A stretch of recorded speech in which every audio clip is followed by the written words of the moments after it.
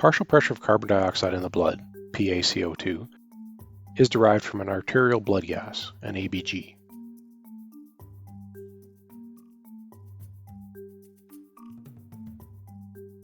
ABGs usually also include an evaluation of the partial pressure of oxygen, PaO2, bicarbonate, HCO3, and the pH level of the blood. As such, an ABG is useful for understanding the body's metabolic and respiratory status. In a reasonably healthy patient, the end-tidal CO2 value and the PaCO2 value are closely correlated.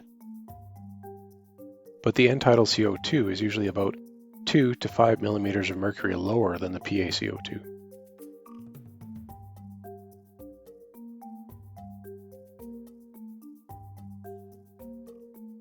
Because exhaled air is always mixed to some extent with the air that was already in the anatomical dead space, the partial pressure of CO2 in exhaled breath is diluted relative to the arterial blood partial pressure of CO2. The end-tidal CO2 always falls short of the actual PaCO2.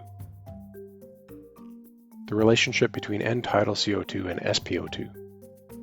SpO2 is often used as a starting point to help assess a patient's ventilatory and circulatory status, but there's much more to be learned when SpO2 and end-tidal CO2 are considered in tandem. Technically, SpO2 is providing you information on oxygenation, and end-tidal CO2 is providing you information about ventilation, but this will be discussed in other lessons. One salient point to be appreciated is that end-tidal CO2 reveals changes in patient condition much more quickly than SpO2 does.